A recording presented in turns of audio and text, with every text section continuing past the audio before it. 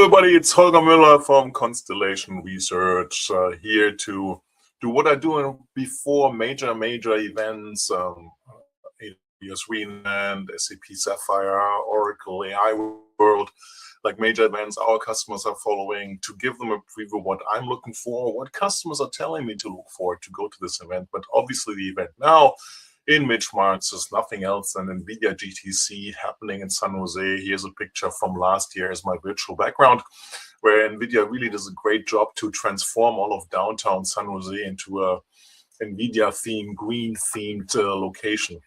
I expect record attendance this year. I mean, Nvidia is more relevant in 2026 than it was in 2025. More partners, more adjacent events. It's becoming kind of like people count it the Woodstock of AI. I think it's also becoming a competition to the get-together of the IT industry, which is, of course, AWS Reinvent. But with no further ado, let me go down to my top 10. And as you know, the number 1 or the number 10, I go in reverse order. It's always a funny one. So this one is, of course, Will Jensen Huang, wear his legendary leather jacket, which I'm 95% sure, but there's always a change. There might be a wardrobe change.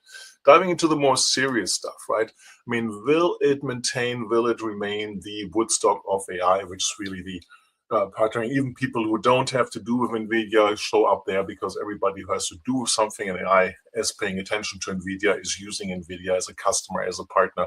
So lots of other meetings happening around that, with no question on that. Next, number 8.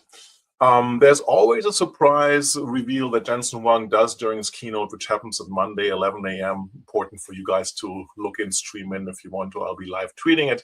Last year, it was the GPU PC, right, which was revealed and got shipped, as far as I know. I don't follow the hardware market by NVIDIA.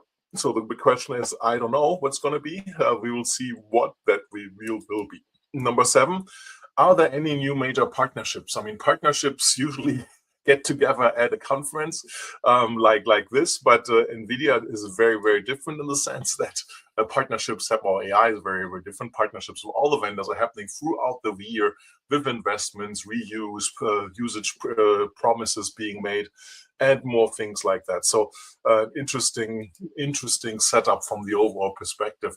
The question is, after all the horizontal things, will there be any vertical specific things? Healthcare comes to mind. I mean, automotive is something that NVIDIA has been working on since a long time, and so on. So that's going to be the interesting third question, or number 7th question, going countdown that I have.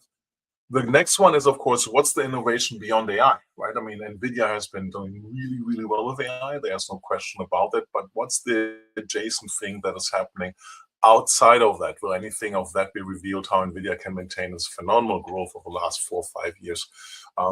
What is happening beyond that? Then very similar, the things where Jensen Huang in his keynote last year was saying the growth is going to coming from. He's very bullish, as you know, on physical AI, which is another word for robotics. Has not fully happened, might be happening 2026. It was also very bullish last year. Everything was under the impression of Chinese LLM models, and he was saying it's great news for us, less training, but maybe more inference. But inference is generally on the run. There's also rumors about a specific inference architecture machine coming from NVIDIA. So, or it's going to be, who knows, right? It's going to be a question mark, and something that we haven't thought of that we'll all be talking of afterwards. So we'll see what that will be. The next one, number 4, we're coming close to the podium here. I'm losing my button here. And that is one of the ones which is a long time. People are talking always about the CUDA architecture also being a lock-in.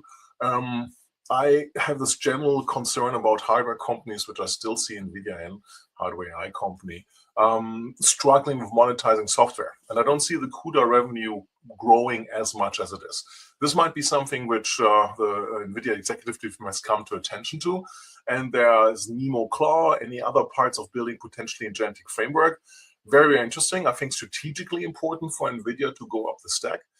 Totally forgot. There was an interesting post of the AI is a 5-layer cake, which was revealed by Jensen Huang earlier. Agree with much of it, don't agree with all of it. I did a X reply on it, a long-term X sequence, which I somehow will connect with this stream here.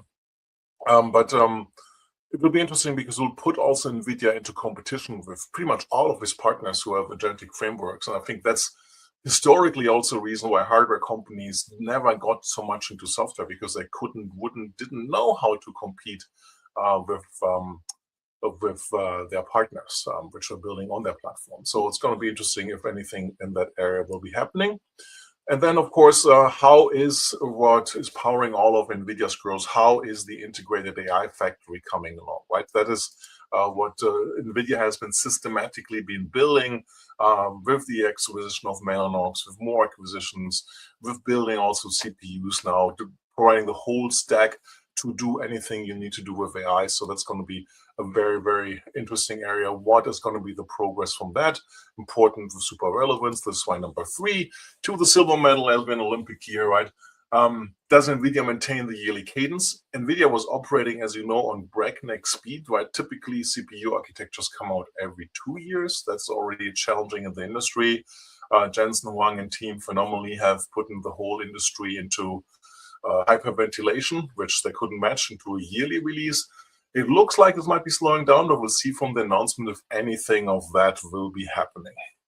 And last but not least, that's the interesting thing. I'm sure there will be some details more. Rubin Ultra has all been shown. Feynman seems to be the name of the next chip architecture, stack up with the other leading architecture, which is getting less close to Google only, but that's a part for another video, which is Google Ironwood, right? So we'll see as they jump each other. Last year they jumped each other.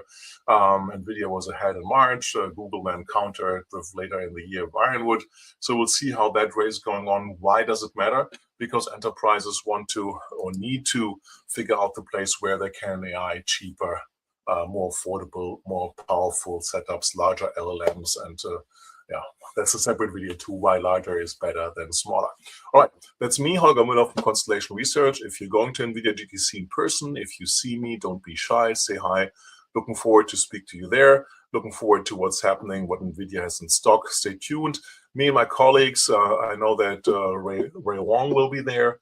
I think Michael Nee is going to be there. So just look for the Constellation analysts to share their insights. I'll be live tweeting the Jensen Huang keynote, so follow me on X for that. Looking forward to see you. Looking forward to the news. It's going to be a great week. Thanks for watching. Holger Müller from Constellation Research. Thank you. Bye-bye.